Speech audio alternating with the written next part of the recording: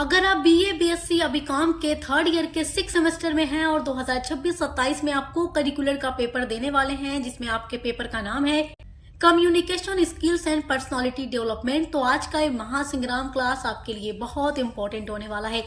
ये जो पेपर आप देख रहे हैं प्रीवियस ईयर का क्वेश्चन पेपर है, जहां से आपके इस बार 2026-27 में भी क्वेश्चंस आने वाले हैं। अभी तक आपने कुछ भी नहीं पढ़ा है, आपको काफी ज्यादा टेंशन है, तो ये वीडियो एंड तक जरूर देखिएगा। इसमें मैं वो सारे इंपॉर्टेंट क्वेश्चन आपको बताने वाली हूँ जो इसमें पूछे गए हैं और पूरा पेपर भी सॉल्व कराने वाली हूँ। और इसके अलावा भी मैंने कुछ और वीडियोस भी अपलोड की हैं, अगर आप उन वीडियोस को भी देख लेंगे तो आपकी जो communication skills and personality development की तैयारी है वो 100% कंप्लीट हो जाएगी। तो चलिए आज का ये वीडियो स्टार्ट करते हैं। ये वीडियो ऑल यूनिवर्सिटी के बच्चों के लिए इम्पोर्टेंट होगी। आपका पहला इम्पोर्टेंट एमसीक्यू है, व्यक्तित्व में क्या शामिल है। व्यक्तित्व का मतलब पर्सनालिटी, तो पर्सनालिटी में क्या शामिल है। देखो ये वाला जो पेपर होता है ना, बहुत ही आसान होता है। अगर आप इसको समझ कर देखें तो बहुत आसान होता है, इसलिए पूरी वीडियो एंड तक जरूर देखिएगा। पहला क्वेश्चन है, व्यक्तित्व में क्या शामिल है, तो केवल रूप रंग व्यक्तित्व में शामिल नहीं हो सकता। दूसरा ऑप्शन है विचार, भावनाएं और व्यवहार। तीसरा है केवल बुद्धिमत्ता और चौथा है बोलने की क्षमता।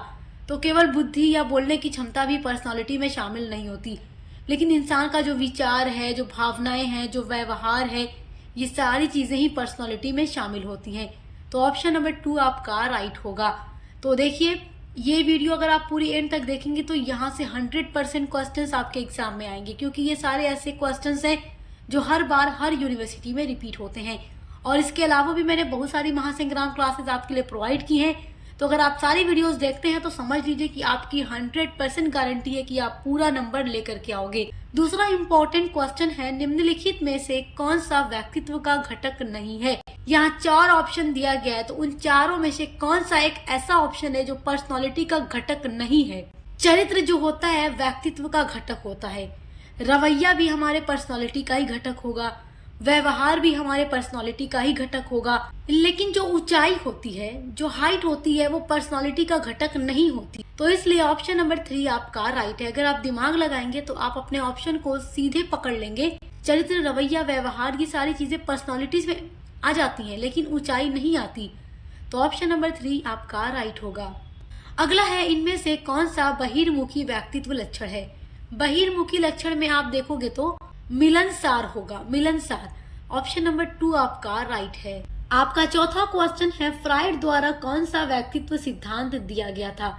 तो फ्राइड द्वारा मनोविश्लेषणात्मक सिद्धांत दिया गया था। ऑप्शन नंबर 1 आपका राइट है। अगला है, निम्नलिखित में कौन सा व्यक्तित्व का निर्धारक है। तो पर्यावरण, धन, कपड़ा या भाग्य। देखो कपड़ा, धन या भाग्य जो है व्यक्तित्व का निर्धारक नहीं हो सकता। पर्यावरण जो होता है वो इंसान के पर्सनालिटी का निर्धारक होता है। तो ऑप्शन नंबर 1 आपका राइट है। अगला है, अंतर्मुखी व्यक्तित्व प्रकार क्या है।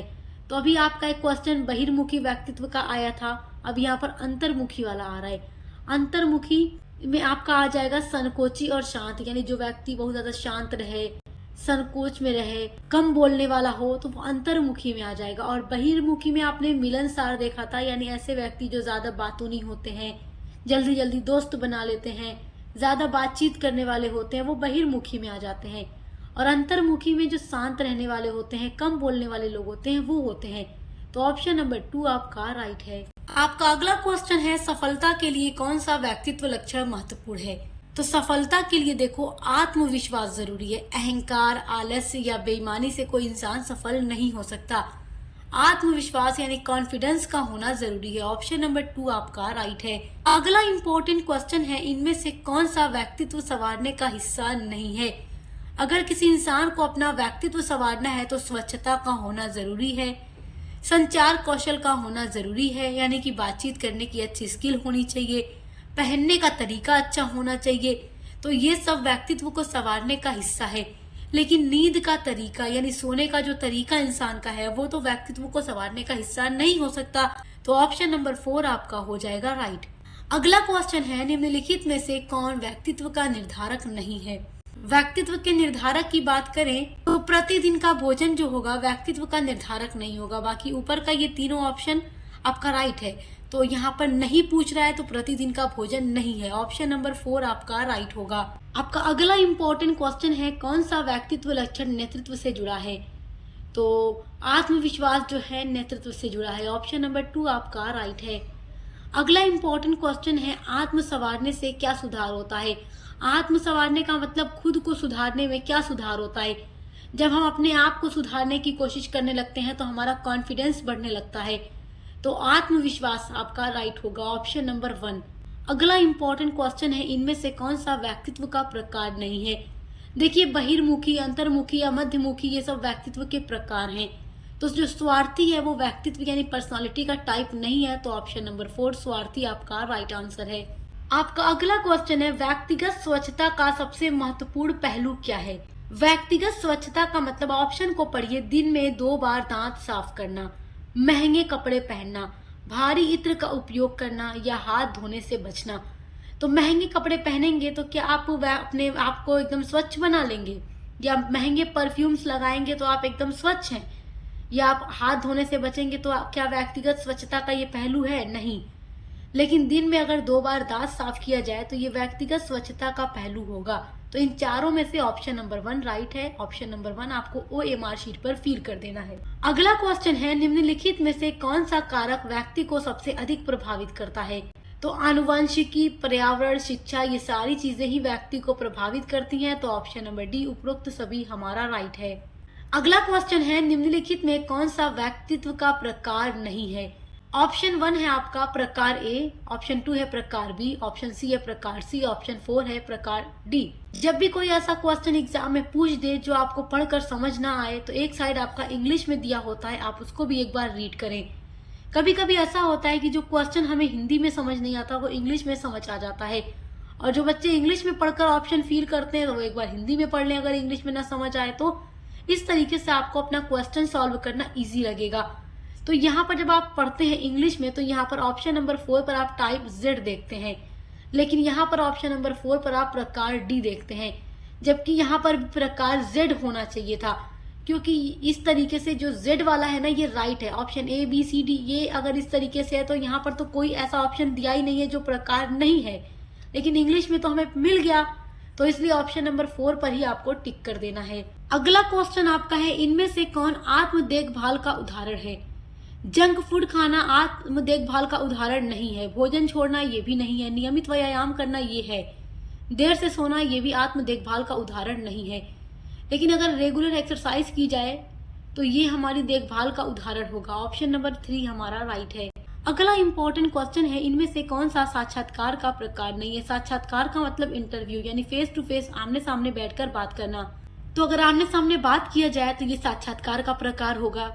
टेलीफोन पर भी बात किया जाए तो ये साक्षात्कार हो रही है, 2 लोग आपस में बात कर रहे हैं। ईमेल में लिख कर बात होती है तो ये साक्षात्कार का प्रकार नहीं है। और वीडियो कॉलिंग में भी 2 लोग आमने सामने ही बात करते हैं तो ये भी साक्षात्कार का प्रकार हो जाएगा। तो पूछ रहा है क्वेश्चन, इनमें से कौन सा साक्षात्कार का प्रकार नहीं है? तो ईमेल नहीं है। ऑप्शन नंबर 3 राइट है। अगला है, साक्षात्कार का पहला कदम क्या है? तो ग्रीटिंग करना, अभिवादन करना। तो ऑप्शन नंबर 2 राइट होगा। अगला क्वेश्चन है, बायोडेटा में क्या शामिल करना चाहिए? बायोडेटा को इंग्लिश में बोलते हैं जैसे रिज्यूम।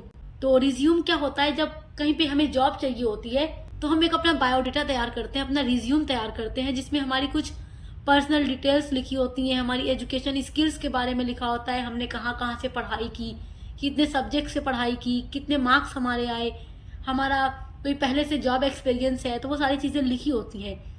तो ऑप्शन नंबर 1 राइट होगा, व्यक्तिगत विवरण और शिक्षा कौशल। ऑप्शन नंबर 1 राइट है। आपका अगला क्वेश्चन है, एक अच्छे समूह चर्चा की कुंजी क्या है? तो ग्रुप डिस्कशन की बात हो रही है, तो सुनना और जवाब देना, किसी की बात को सुना जाए उस पर जवाब दिया जाए तो वो एक अच्छी समूह चर्चा होगी, एक अच्छी ग्रुप डिस्कशन होगी। तो ऑप्शन नंबर 2 राइट है। अगर ग्रुप में कई सारे लोग बैठे हैं, एक इंसान केवल बोल रहा है और कोई उसके बात का रिप्लाई नहीं दे रहा, जवाब नहीं दे रहा, तो वो एक अच्छी कम्युनिकेशन नहीं हो सकती। तो ऑप्शन नंबर 2 आपका राइट होगा यहाँ पे। अगला है, लिंक्डइन का मुख्यतः उपयोग किसके लिए किया जाता है? तो पेशेवर नेटवर्किंग के लिए किया जाता है। ऑप्शन नंबर 2 आपका राइट है। अगला क्वेश्चन है, इनमें से कौन सा गैर मौखिक संचार का रूप है? नॉन वर्बल कम्युनिकेशन का रूप क्या है? आंखों से संपर्क करना, आई कांटेक्ट बनाना, तो ये गैर मौखिक संचार का रूप है। ऑप्शन नंबर 1 आपका राइट है। अगला क्वेश्चन है, इनमें से कौन सकारात्मक शरीर भाषा का हिस्सा है? सकारात्मक शरीर भाषा का हिस्सा होगा सुनते समय सिर हिलाना। किसी की बात को अगर हम सुनकर सिर हिलाएंगे तो उस इंसान को लगेगा कि हाँ, हमने उसकी बात को सुना और समझा। तो ऑप्शन नंबर 2 आपका राइट है। अगला है, अच्छा आसन क्या दर्शाता है? तो अच्छा आसन आत्मविश्वास को दर्शाता है। ऑप्शन नंबर 1 आपका राइट है। अगला है, वर्चुअल मीटिंग में क्या नहीं करना चाहिए? तो वर्चुअल मीटिंग में क्या नहीं करना चाहिए? दूसरों को बाधित नहीं करना चाहिए। ऑप्शन नंबर 1 आपका राइट है। अगला क्वेश्चन है, निम्नलिखित में से कौन पैरा लैंग्वेज का उदाहरण है? तो जो टोन ऑफ वॉइस होता है, यानी आवाज का जो स्वर होता है, जैसे हम किसी से बात करते हैं तो बात करते टाइम देखो हर इंसान का लहजा होता है हर बात कहने का, कुछ अच्छा, कुछ मीठा, कुछ कड़वा, कुछ तेज, कुछ हल्का, इस तरीके से टोन होता है ना हमारी आवाज का। तो आवाज से पता चलता है ना कि इस इंसान के बोलने का लहजा क्या है, तो वही पैरा लैंग्वेज है। तो ऑप्शन नंबर 1 आपका राइट है। अगला क्वेश्चन है, सबसे आम साक्षात्कार गलती कौन सी है? आम सी गलती कौन सी है? जब इंटरव्यू होता है तो उसमें सबसे कॉमन सी मिस्टेक क्या होती है?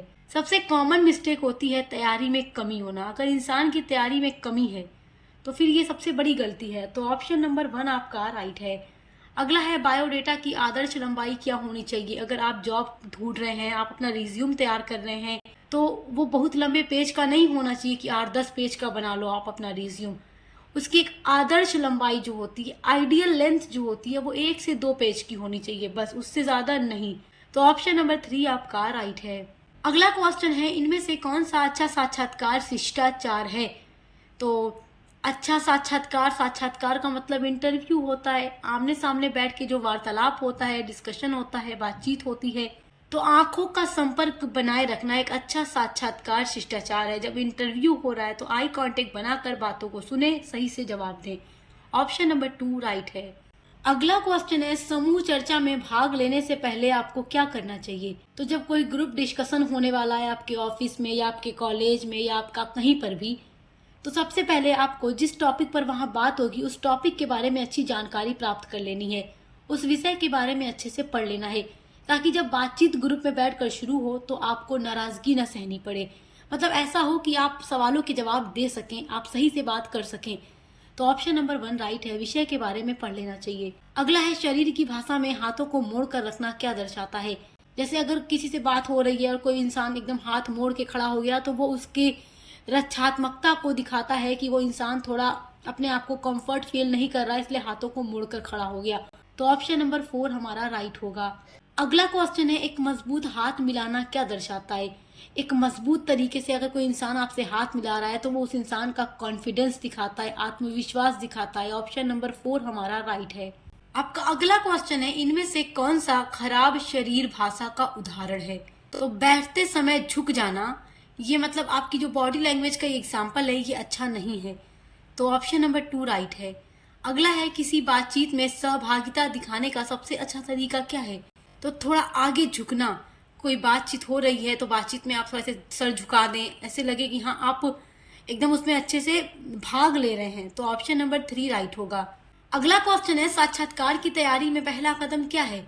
तो साक्षात्कार यानी इंटरव्यू की तैयारी में सबसे पहला कदम होगा कि जिस कंपनी में आपको जाना है इंटरव्यू के लिए, उस कंपनी के बारे में आप अच्छे से शोध करें, रिसर्च करें और जानकारी को प्राप्त करें। ऑप्शन नंबर 2 राइट है। अगला क्वेश्चन है, इनमें से कौन सा समूह चर्चा का प्रकार नहीं है? तो मौन जो है समूह चर्चा का प्रकार नहीं है। ऑप्शन नंबर 4 आपका राइट है। ये सारे बहुत ही इंपॉर्टेंट एमसीक्यूज हैं। अगला है, HR साक्षात्कार प्रश्नों का उत्तर देने की कुंजी क्या है? तो ईमानदार और आत्मविश्वासी होना। ऑप्शन 1 आपका राइट है। अगला है, साक्षात्कार में किससे बचना चाहिए? तो साक्षात्कार में देखो, जब भी आपका कहीं इंटरव्यू है तो आपको देर से जाने से बचना चाहिए। देर पहुंचेंगे तो पहला ही आपका इंप्रेशन खराब होगा। एकदम टाइम पे आप पहुंचेंगे तो आपका इंप्रेशन अच्छा होगा इंटरव्यू लेने वाले पर, क्योंकि देखो बोला जाता है ना, first impression is the last impression. तो आपको टाइम से पहुंचना है, लेट नहीं होना है। ऑप्शन नंबर 2 राइट है आपका।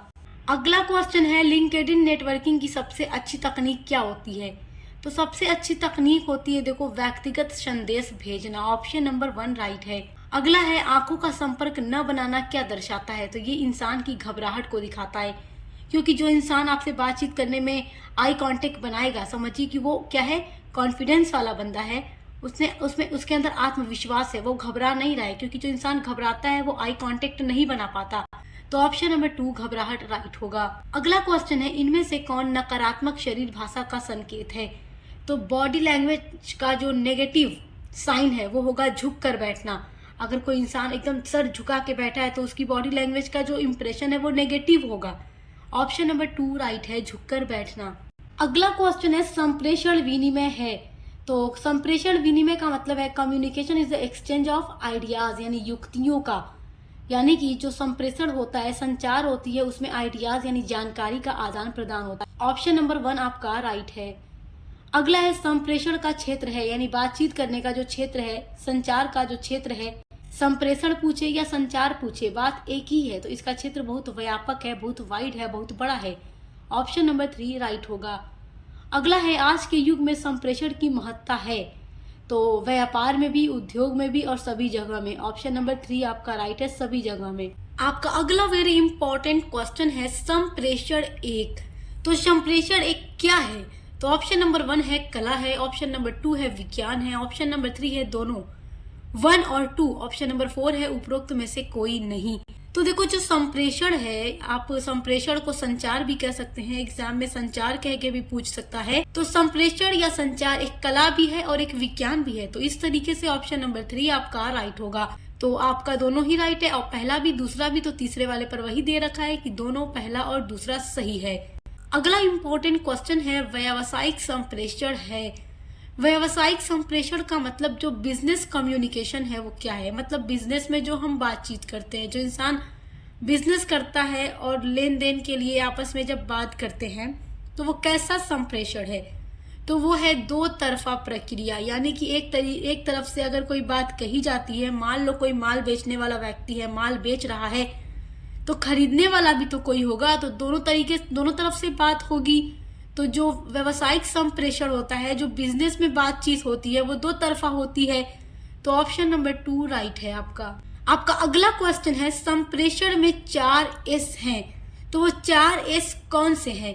तो आप देखिए, इंग्लिश में देख लेंगे तो आपको और अच्छे से समझ आएगा। पहला है शॉर्टनेस, दूसरा यहाँ पे देखो लिखा है सिंपलिसिटी, फिर है स्ट्रेंथ और सिंसेरिटी। तो हिंदी में लिखा है संक्षिप्तता, साधारण, शक्ति और निष्ठावान। तो यही आपका सही है, बाकी आप पढ़ेंगे तो आपको सही नहीं लगेगा। स्कूली, बोलना, बिखराव, साधारण। संप्रेषण का मतलब क्या होता है? जो बातचीत होती है, जो कम्युनिकेशन होती है, उसमें संक्षिप्तता का मतलब छोटी बातचीत होना चाहिए, साधारण नॉर्मल होनी चाहिए, सिंपल होनी चाहिए ताकि सुनकर समझ आए, शक्ति होनी चाहिए, मजबूत अच्छी सही बात होनी चाहिए, निष्ठावान होना चाहिए, ईमानदारी से होनी चाहिए, छोटी बात होनी चाहिए, अच्छे से समझ आनी चाहिए। तो संप्रेषण के 4 एस यही होते हैं। तो ऑप्शन नंबर 1 आपका राइट है। आपका अगला इंपॉर्टेंट क्वेश्चन है, संप्रेषण क्या है? संप्रेषण यानी कि कम्युनिकेशन क्या है? तो ऑप्शन नंबर 1 है, यह एक प्रबंधकीय प्रक्रिया है। तो ये तो सही बात है, जो संप्रेषण है वो एक प्रबंधकीय प्रक्रिया भी है। ऑप्शन नंबर 2 है, ये एक सतत प्रक्रिया है, यानी कंटिन्यू चलती रहती है। संप्रेषण रुकता तो है नहीं, लगातार चलता रहता है। ऑप्शन नंबर 3 है, ये एक द्विमार्गी प्रक्रिया है। द्विमार्गी प्रक्रिया का मतलब 2 वे प्रोसेस है, दो तरफ से बात होती रहती है। बातचीत तो एक तरफा नहीं हो सकती, बातचीत जब भी होगी दो तरफा ही होगी, दो लोग होंगे, ग्रुप होगा लोगों का, इस तरीके से। तो जो संप्रेषण है वो ये तीनों ही है। तो उपरोक्त सभी ऑप्शन नंबर 4 आपका राइट है। अगला इंपॉर्टेंट क्वेश्चन है, संदेश होते हैं। अगर आप किसी को कोई मैसेज भेज रहे हैं, कोई संदेश भेज रहे हैं, तो वो किस तरीके के होते हैं? पहला है अपरिपक्व, दूसरा है संरचनात्मक, तीसरा है संकेतीकृत और चौथा है उपरोक्त सभी। तो मैसेज देखो अपरिपक्व भी होता है, इसका एक स्ट्रक्चर भी होता है और कोई ना कोई इसमें संकेत, कोई ना कोई बात होती है। तो मैसेज में ये तीनों चीजें आ जाएंगी। तो उपरोक्त सभी ऑप्शन नंबर 4 आपका राइट है। ये क्वेश्चन आपके लिए बहुत इंपॉर्टेंट है। आपका अगला इंपॉर्टेंट क्वेश्चन है, निम्न में से कौन सा वर्गीकरण संगठनात्मक संबंधों के आधार पर किया गया है? तो यहाँ पर पढ़कर देखिए, पहला है औपचारिक एवं अनौपचारिक, दूसरा है शाब्दिक एवं अशाब्दिक, तीसरा है लिखित एवं मौखिक, चौथा है लंबवत एवं क्षैतिज। तो निम्न में से कौन सा जो वर्गीकरण है संगठनात्मक संबंधों के आधार पर किया गया है। यहाँ पर संगठन की बात आ रही है, ऑर्गेनाइजेशन की बात आ रही है, तो औपचारिक और अनौपचारिक होगा, यानी फॉर्मल एंड इनफॉर्मल। तो ऑप्शन नंबर 1 आपका राइट है। आपका अगला इंपॉर्टेंट क्वेश्चन है, निम्न में से कौन सा माध्यम मौखिक संप्रेषण नहीं है। मौखिक का मतलब ओरल, बोल करके, संप्रेषण कम्युनिकेशन करना, बातचीत करना। यहाँ 4 ऑप्शन दे रहा है, इन चारों में से कोई एक ऐसा है जो मौखिक नहीं है, जो बोल करके बातचीत नहीं होती, तो वो माध्यम कौन सा है। पहला है रेडियो प्रसारण। तो देखो इसमें क्या होता है, जब भी आप रेडियो में कुछ सुनते हो वो मौखिक होता है, ओरल होता है, बोलते हैं उसमें तो आप सुनते हैं, तो ये मौखिक हो गया। दूसरा है टीवी प्रसारण। तो टीवी में भी आप जब कुछ देखते हो तो उसमें आवाज होती है, उसमें लोग बोलते हैं, तो वो भी मौखिक हो गया, ओरल हो गया। तीसरा है साक्षात्कार यानी इंटरव्यू। जब इंटरव्यू होता है, 2 लोग मतलब होते हैं, आमने सामने बैठ के बातचीत करते हैं, तो इंटरव्यू भी ओरल होता है। तो ये सब मौखिक संप्रेषण के माध्यम है। लेकिन जो प्रश्नावली यानी क्वेश्चनेयर होता है, ये लिखित होता है, बोल करके नहीं होता, मौखिक नहीं होता, क्योंकि इसमें एक पेज मिल जाता है जिसमें प्रश्न लिखे होते हैं और उनका उत्तर वहां पर लिखना होता है, भरना होता है। तो जो उत्तर देने वाला व्यक्ति होता है वो उसको भरता है। तो इस तरीके से ये जो है प्रश्नावली, ये मौखिक संप्रेषण का माध्यम नहीं है। तो ऑप्शन नंबर 4 आपका राइट है। आपका नेक्स्ट वेरी इंपॉर्टेंट क्वेश्चन है, शाब्दिक कठिनाइयां किससे संबंधित है। शाब्दिक कठिनाई, तो जो शाब्दिक कठिनाई है वो अस्पष्ट व्यक्त संदेश में होती है। अगर कोई मैसेज भेज रहे हैं और उसमें कोई भी शब्दों में कठिनाई है, गलती है, तो वो इसी से जुड़ी होगी। तो ऑप्शन नंबर 1 आपका राइट होगा। ये सारे बहुत ही इंपॉर्टेंट एमसीक्यूज हैं और बहुत ही आसान भी हैं, ये एग्जाम में पूछ भी चुके हैं, तो इसलिए इनके आने की बार बार संभावना बनी रहती है। तो आप इन एमसीक्यूज को बहुत अच्छे से तैयार करके जाइएगा। आपका अगला क्वेश्चन है, त्रुटिपूर्ण अनुवाद संबंधित है। त्रुटिपूर्ण अनुवाद किससे संबंधित है। शब्दार्थ अवरोध से, यानी कि इसमें शब्द में गलतियां होंगी तो त्रुटि होगी, अनुवाद करने में गलती होगी, त्रुटि का मतलब गलती होगी। तो ऑप्शन नंबर 1 आपका राइट है। आपका अगला इंपॉर्टेंट क्वेश्चन है, शारीरिक भाषा संबंधित है। तो शारीरिक भाषा हेलो प्रभाव से संबंधित है। ऑप्शन नंबर 1 आपका राइट है। अगला इंपॉर्टेंट क्वेश्चन है, इलेक्ट्रॉनिक मेल है। इलेक्ट्रॉनिक मेल का मतलब ईमेल। तो ईमेल तो आप जानते ही क्या होता है, एक रिटन कम्युनिकेशन का माध्यम होता है, मैसेज होता है इसमें। तो ऑप्शन नंबर 1 है, ये समय बचाता है। तो जाहिर सी बात है, जब ईमेल हम किसी को करते हैं, कंपनी वगैरह में ज्यादातर इन चीजों का यूज होता है, तो ये हमारे समय यानी टाइम को बचाता है। पहला फायदा तो ये हो गया। दूसरा है, आसानी से पुनः प्राप्त किया जा सकता है, इसमें टाइम भी नहीं लगती और फौरन हम मैसेज को भेज सकते हैं, रिसीव कर सकते हैं। तो इलेक्ट्रॉनिक मेल ये भी आपका सही होगा। तीसरा है, जल्दी होता है। तो अगर हम किसी को ईमेल करते हैं तो बहुत जल्दी होता है, उसमें सेकंडों का टाइम लगता है और हमारा मैसेज सेंड हो जाता है। तो ऑप्शन नंबर 1 समय बचाता है, आसानी से पुनः प्राप्त किया जा सकता है, जल्दी होता है, ये सभी फायदे ईमेल से हैं। तो ऑप्शन नंबर 4 आपका राइट होगा। अगला इंपॉर्टेंट क्वेश्चन है, पाठ संदेश है, यानी जो मैसेज हम किसी को भेजते हैं वो कैसा होता है। तो वो एक त्वरित संदेश होता है जो एक बार में झट से सेंड हो जाता है, सेकंडों का टाइम लगता है। आप व्हाट्सएप पे, इंस्टाग्राम पे, फेसबुक पे किसी को मैसेज कर सकते हैं, सोशल मीडिया एप्स इतने सारे हैं, ईमेल है, तो ये सब क्या है, मैसेज तो तुरंत सेंड हो जाता है। ये शब्द संदेश होते हैं क्योंकि इनमें वर्ड्स का यूज करके मैसेज लिखा जाता है। तीसरा है मोबाइल संदेश, इसको हम मोबाइल के माध्यम से भेजते हैं। तो पाठ संदेश जो है वो क्या है, त्वरित संदेश भी है, शब्द संदेश भी है और मोबाइल संदेश भी है। तो ऑप्शन नंबर 4 उपरोक्त सभी आपका राइट होगा। आपका अगला इंपॉर्टेंट क्वेश्चन है, श्रवण प्रक्रिया में कितनी क्रियाएं शामिल होती हैं। श्रवण का मतलब होता है लिसनिंग यानी सुनना, प्रक्रिया मतलब प्रोसेस। तो सुनने की प्रक्रिया में कितनी क्रियाएं शामिल होती हैं, कितने प्रोसेस शामिल होते हैं। तो 5 प्रोसेस होते हैं सुनने के, 5 प्रोसेस। अगर कोई आपसे कोई बात कह रहा है तो आप सुनते हो ध्यान से, तो सुनने का भी अलग अलग तरीका होता है, सुनकर सिर हिलाना या सुनकर इग्नोर करना, मतलब हर तरीके का होता है। तो इसके 5 प्रोसेस होते हैं। तो ऑप्शन नंबर 3 आपका राइट है, क्योंकि 3 पर आपका 5 दिया गया है। आपका अगला इंपॉर्टेंट क्वेश्चन है, प्रभावपूर्ण संप्रेषण किसी व्यवसाय का होता है। तो इफेक्टिव कम्युनिकेशन होती है। जैसे प्रभावपूर्ण संप्रेषण का मतलब इफेक्टिव कम्युनिकेशन, व्यवसाय मतलब बिजनेस, तो किसी बिजनेस में जो भी लोग हैं जो बिजनेस को कर रहे हैं, अगर वो अच्छे से बातचीत करेंगे अपने कस्टमर से या जो भी व्यापारी हैं उनसे, तो उनका जो बातचीत करने का अच्छा तरीका होगा वो उनके बिजनेस को और आगे ले जाएगा। तो जो एक इफेक्टिव कम्युनिकेशन होती है वो किसी भी बिजनेस की लाइफ ब्लड होती है, जीवन रक्त होता है, क्योंकि अच्छी बातचीत से कारोबार करने में भी आसानी होती है और हमारा जो बिजनेस होता है वो आगे बढ़ता है। तो अच्छी कम्युनिकेशन लाइफ ब्लड यानी जीवन रक्त होता है बिजनेस का। तो ऑप्शन नंबर 1 आपका राइट है। अगला क्वेश्चन है, प्रभावशाली संचार का कौन सा सिद्धांत नहीं है? तो प्रभावशाली संचार का कौन सा सिद्धांत इन चारों में से नहीं है? तो पहला स्पष्टता का सिद्धांत, दूसरा है पूर्णता का सिद्धांत, तीसरा है परम सद विश्वास का सिद्धांत और चौथा है उपरोक्त में से कोई नहीं। तो यहाँ पर आपका तीसरा वाला ऑप्शन राइट होगा। ये जो है प्रभावशाली संचार का सिद्धांत नहीं है। ऑप्शन नंबर 3 आपका राइट है। अगला क्वेश्चन है, साक्षात्कार की अवस्थाएं होती हैं। तो साक्षात्कार की 4 अवस्थाएं होती हैं। ऑप्शन नंबर 4 आपका राइट है। आपका अगला इंपॉर्टेंट क्वेश्चन है, जीवन वृत्त एक आवेदन पत्र का होता है। तो जीवन वृत्त जो है क्या होता है आवेदन पत्र का? देखो, जीवन वृत्त यहाँ पर इंग्लिश में लिखा हुआ है रिज्यूम, यानी कि जो बायोडेटा होता है। तो किस लिए ये यूज होता है? जॉब पैकेज के लिए या पूछताछ करने के लिए या शिकायत करने के लिए या उपरोक्त में से कोई नहीं। तो जब किसी इंसान को कहीं जॉब चाहिए होती है तो वो एक रिज्यूम अपना तैयार करता है, जिसमें उसकी कुछ पर्सनल डिटेल्स होती हैं, उसकी एजुकेशनल स्किल्स के बारे में डिटेल होती है, उसका जो भी काम उसने किया हो उसका एक्सपीरियंस होता है, और अगर नहीं किया है तो वो भी होता है। सब कुछ उसका एक रिज्यूम होता है जिसको वो कंपनी में देता है। अगर वहां पर वो पसंद किया जाएगा तो उसे जॉब मिलेगी, उसका इंटरव्यू होगा, इस तरीके से। तो जो जीवन वृत्त होता है एक जॉब पैकेज होता है। ऑप्शन नंबर 1 आपका राइट है। अगला नेक्स्ट वेरी इंपॉर्टेंट क्वेश्चन है, आवेदन पत्र के प्रकार होते हैं।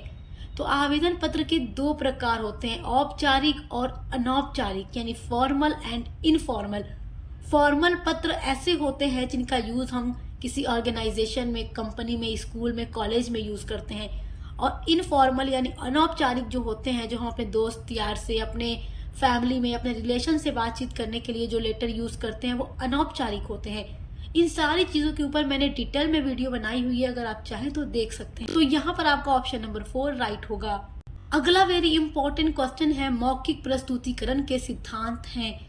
तो मौखिक प्रस्तुतिकरण यानी कि जो ओरल प्रेजेंटेशन होता है, बोल करके अगर कोई आप प्रेजेंटेशन दे रहे हैं, तो उसके सिद्धांत में हो जाएगा ध्यानाकर्षण सिद्धांत, निश्चित उद्देश्य का सिद्धांत, विश्वास का सिद्धांत। ऑप्शन नंबर 4 उपरोक्त सभी आपका राइट होगा। अगला है, दीर्घ प्रतिवेदन होता है। तो जो दीर्घ प्रतिवेदन होता है ये औपचारिक यानी फॉर्मल होता है। तो ऑप्शन नंबर 1 आपका राइट है। आपका अगला इंपॉर्टेंट क्वेश्चन है, भाषण में विराम देने से मदद मिलती है। तो अगर कोई स्पीच हो रही है तो स्पीच देने वाला व्यक्ति अगर वहां पे थोड़ा विराम ले रहा है, थोड़ा रुक रहा है, तो इससे उसको किस चीज में मदद मिलती है? तो ऑप्शन 1 है स्पष्टता जोड़ने में, ऑप्शन 2 है सुनने वाले को भ्रमित करने में, ऑप्शन सी है भाषण को तेज करने में, ऑप्शन डी है अर्थ हटाने में। तो देखो, ऑप्शन 2, 3, 4 तो राइट नहीं लग रहा ना। कोई भाषण अगर दे रहा है तो वो चाहेगा कि सुनने वाले भ्रमित हों, या उसका भाषण तेज हो जाए और समझ ना आए, या जो उसका अर्थ है वो अच्छे से समझ ना आए। जबकि विराम इसलिए लेते हैं ताकि आगे के जो भी वर्ड्स हैं उसको जोड़ सके स्पष्टता के साथ और अच्छे से वो समझ आए, क्लियर हो। तो ऑप्शन नंबर 1 आपका राइट होगा। आपका अगला क्वेश्चन है, सही ईमेल अभिवादन कौन सा है? यानी कि जब ईमेल किया जाता है तो कैसे उसकी शुरुआत होती है? ग्रीटिंग के साथ होती है, अभिवादन के साथ होती है, तो क्या होता है? तो देखो, जब ईमेल होता है ये एक फॉर्मल वे में ज्यादातर यूज होता है। ईमेल का यूज लोग इनफॉर्मल नहीं करते, फॉर्मली ज्यादा यूज होता है ईमेल जो होता है कंपनी, ऑफिस, ऑर्गेनाइजेशन वगैरह में। तो इसकी शुरुआत होती है प्रिय महोदय या महोदया से, यानी डियर सर और डियर मैडम के साथ। जबकि आप अगर इनफॉर्मल बात करते हो तो हे ड्यूड, माय डियर फ्रेंड, या फिर यो व्हाट्सअप, इस तरीके से बात करते हो। लेकिन जब ईमेल की बात आती है तो वहां पर फॉर्मली बात करनी होती है, तो वहां पर डियर सर या मैडम का यूज होता है। तो ऑप्शन नंबर 2 आपका राइट है। अगला इंपॉर्टेंट क्वेश्चन है, औपचारिक ईमेल में क्या शामिल नहीं किया जाना चाहिए? औपचारिक ईमेल यानी ऐसा ईमेल जिसका यूज ऑफिस में, ऑर्गेनाइजेशन में, किसी संगठन में, किसी ऐसी जगह यूज हो रहा है जो फॉर्मल जगह है, तो ऐसे ईमेल में क्या शामिल नहीं होना चाहिए? सबसे पहला ऑप्शन है विनम्र भाषा, तो ये तो शामिल होना चाहिए। तो यहाँ क्वेश्चन पूछ रहा है क्या शामिल नहीं होना चाहिए। ऑप्शन 2 है व्याकरण की गलतियाँ, ऑप्शन 3 है उचित अभिवादन, ऑप्शन 4 है स्पष्ट विषय पंक्ति। तो देखो व्याकरण की गलतियाँ शामिल नहीं होनी चाहिए, क्योंकि अगर ग्रामर मिस्टेक होगी तो ये एक आपका फॉर्मल जो ईमेल होगा वो अच्छा नहीं होगा, पूरी तरीके से गलत हो जाएगा। और जो भी चीज़ें फॉर्मल होती है उनमें मिस्टेक जहाँ तक हो बहुत नहीं होनी चाहिए, मतलब मिस्टेक वहाँ होनी ही नहीं चाहिए। और उचित अभिवादन यानी डियर, मैडम या सर का यूज होना चाहिए, स्पष्ट विषय होने चाहिए, सब्जेक्ट जो है लाइन जो है एकदम क्लियर होनी चाहिए। तो पहला, तीसरा, चौथा ये तो शामिल होना चाहिए, और जो शामिल नहीं होना चाहिए वो है व्याकरण की गलतियां। ऑप्शन नंबर 2 आपका राइट है। आपका अगला वेरी इंपॉर्टेंट क्वेश्चन है, छोटी बातचीत का मुख्य उद्देश्य क्या है। बड़ा आसान क्वेश्चन है और इम्पोर्टेंट भी है। छोटी बातचीत अगर आपको किसी से करना है, अक्सर ऐसा होता है ना कि आप कहीं गए होते हैं और आपको किसी से मतलब बात करनी होती है, तो वहां पर आपको छोटी बातचीत करने की जरूरत पड़ती है। तो उसका मुख्य उद्देश्य क्या होता है? किसी से बहस करना उद्देश्य नहीं होता, संबंध बनाना, बुद्धिमान बनना या बातचीत से बचना। तो वहाँ पर संबंध बनाने की ज़रूरत होती है। जैसे अगर आप कहीं चले जाते हो तो वहाँ पर बहुत से ऐसे लोग होते हैं जिनको आप नहीं जानते, लेकिन आप सोचते हो कि चलो कोई तो मेरा दोस्त बन जाए, किसी से थोड़ी बातचीत करूँ, हो सकता है मतलब मेरा जो अकेलापन है वो ख़त्म हो जाए। बहुत सी ऐसी जगह होती है जहाँ इंसान घूमने फिरने जाता है, तो छोटी बातचीत से वहाँ पर रिलेशन बनाए जाते हैं। तो ऑप्शन नंबर 2 राइट है। अगला इम्पोर्टेंट क्वेश्चन है, इनमें से कौन सा विषय छोटी बातचीत के लिए उपयुक्त है। अब जैसे कोई जगह आप घूमने गए हो और आपको किसी इंसान से दोस्ती करना है ताकि आपको एक साथ मिल सके, तो उसके लिए छोटी बातचीत करेंगे, हालचाल पूछेंगे। तो उसके अलावा कौन से टॉपिक पर आप बात कर सकते हैं उनसे। ऑप्शन 1 है मौसम, ऑप्शन 2 है वेतन, ऑप्शन 3 है राजनीति, ऑप्शन 4 है धर्म। तो वेतन, राजनीति या धर्म पर आप छोटी बातचीत नहीं कर सकते, लेकिन मौसम पर आप बात कर सकते हैं कि हाय फ्रेंड कैसे हो, कहाँ से आए हो, या आज का मौसम कितना सुहावना है, या कितनी आज गर्मी है या ठंडी है। जिस तरीके का मौसम है इस तरीके से आप छोटी बातचीत शुरू करके अपना रिलेशन वहां बना सकते हैं, दोस्ती आप कर सकते हैं। तो ऑप्शन नंबर 1 आपका मौसम राइट होगा। अगला इम्पोर्टेंट क्वेश्चन है, इनमें से कौन सा विषय छोटी बातचीत के लिए उपयुक्त नहीं है। छोटी बातचीत करनी है तो कौन सा विषय सही नहीं है। शौक, यात्रा, व्यक्तिगत समस्याएं या फिल्में। तो व्यक्तिगत जो समस्याएं होती है, जो पर्सनल प्रॉब्लम्स होती है, वो किसी के साथ शेयर हम नहीं कर सकते छोटी बातचीत में। ये तो हम किसी ऐसे इंसान से ही शेयर कर सकते हैं जो हमें समझता है, जो हमारा पुराना दोस्त है, रिलेशन वाला है, उनसे हम कर सकते हैं। लेकिन छोटी बातचीत के लिए तो हम अपने शौक की बात कर सकते हैं, आप कोई ट्रैवल कर रहे हैं उसकी बात कर सकते हैं, कोई मूवी की बात कर सकते हैं जो रिसेंट में न्यू रिलीज हुई हो। तो इस तरीके से छोटी बातचीत आप कर सकते हैं, लेकिन व्यक्तिगत समस्याओं पर आप बात नहीं कर सकते। ये जो टॉपिक है उपयुक्त नहीं है। तो ऑप्शन नंबर 3 आपका राइट है। आपका अगला इंपॉर्टेंट क्वेश्चन है, निम्नलिखित में से कौन संचार का प्रकार नहीं है। संचार का प्रकार नहीं है पूछ रहा है। तो पहला है मौखिक संचार, ये तो प्रकार है। दूसरा है गैर मौखिक संचार, तो गैर मौखिक संचार में कम वर्ड्स को यूज करके इशारे में ज्यादा बात होती है, तो ये भी संचार का ही प्रकार है। तीसरा है लिखित संचार, जहाँ पर लिख कर बात होती है, मैसेज के थ्रू बात होती है। तो ये तीनों ही संचार का प्रकार हैं। और क्वेश्चन पूछ रहा है संचार का प्रकार कौन सा नहीं है। तो नींद में संचार, नींद में तो बातचीत नहीं हो सकती, तो ऑप्शन नंबर 4 आपका राइट है। अगला है मौखिक संचार की प्राथमिक विधि क्या है। बोलना, लिखना, शारीरिक भाषा या इशारा करना। मौखिक, मौखिक का मतलब बोल करके। तो प्राथमिक विधि क्या होगी, प्राइमरी मेथड क्या होगा। अगर आपको किसी से बोलकर बात करनी है तो आप लिखेंगे नहीं ना, आप बोलेंगे ना। तो बोलना, स्पीकिंग, ऑप्शन नंबर 1 आपका राइट है। आपका नेक्स्ट वेरी इंपॉर्टेंट क्वेश्चन है, लिखित संचार में निम्नलिखित में से क्या शामिल है। लिखित संचार में आपका रिपोर्ट भी आ जाता है क्योंकि ये भी रिटन होता है, ईमेल भी आ जाएगा क्योंकि ये भी रिटन होता है, पत्र आ जाएगा, ये भी रिटन होता है। उपरोक्त सभी ऑप्शन नंबर 4 आपका राइट है। आपका अगला क्वेश्चन है, हैप्पी यानी खुश का समानार्थी शब्द कौन सा है। ऑप्शन 1 है आनंदित, ऑप्शन 2 है गुस्सा, ऑप्शन 3 है थका हुआ, ऑप्शन 4 है दुखी। यहाँ पर खुश का सिनोनिम्स यानी समानार्थी शब्द पूछ रहा है। तो गुस्सा, थका हुआ या दुखी ये खुशी का समानार्थी नहीं हो सकता, लेकिन आनंदित यानी जॉयफुल ये खुशी का ही समानार्थी यानी पर्यायवाची शब्द होता है। तो ऑप्शन नंबर 1 आपका राइट है। अगला है, निम्नलिखित में से कौन प्रभावी सुनने में बाधा है। तो पूरा ध्यान देना या ध्यान भटकना या प्रश्न पूछना या समझने के लिए सिर हिलाना। तो प्रभावी सुनने में बाधा कौन सा है। तो आप पूरा ध्यान लगाकर सुनेंगे तो ये बाधा नहीं है, लेकिन अगर आपका ध्यान भटक रहा है या वहाँ पर शोर है बहुत ज़्यादा, तो आपका ध्यान भटक रहा है, तो आप किसी की बात को बहुत अच्छे से नहीं सुन सकते, आपको सुनने में बाधा होगी, रुकावट होगी, बैरियर होगा। तो ऑप्शन नंबर 2 आपका राइट है। तो आज की वीडियो में मैंने आपको 75 MCQs बताए हैं जो कि एग्जाम में पूछे गए हैं। ये पूरा एग्जाम का मॉडल पेपर है, तो आप इनके थ्रू अपने एग्जाम की तैयारी कर सकते हैं, क्योंकि यहाँ से 100% क्वेश्चंस आपके एग्जाम में आने वाले हैं ऑल यूनिवर्सिटी में। और इसके अलावा भी मैंने महासंग्राम क्लासेस अपलोड की हैं, जिसमें मैंने पिछले 4-5 सालों से पूछे जाने वाले सारे MCQs को कवर किया है। तो आप उन वीडियोस को भी जरूर देखिएगा, आपको लिंक मिल जाएगी इसी वीडियो के डिस्क्रिप्शन बॉक्स में। और BA के अदर सभी सब्जेक्ट की भी क्लासेस लगातार अपलोड हो रही हैं। आप कोई भी सब्जेक्ट पढ़ते हैं तो विजिट करके जरूर देखिएगा। अच्छे से पढ़ाई करते रहिए। Best of luck. अब मिलते हैं अगली वीडियो के साथ।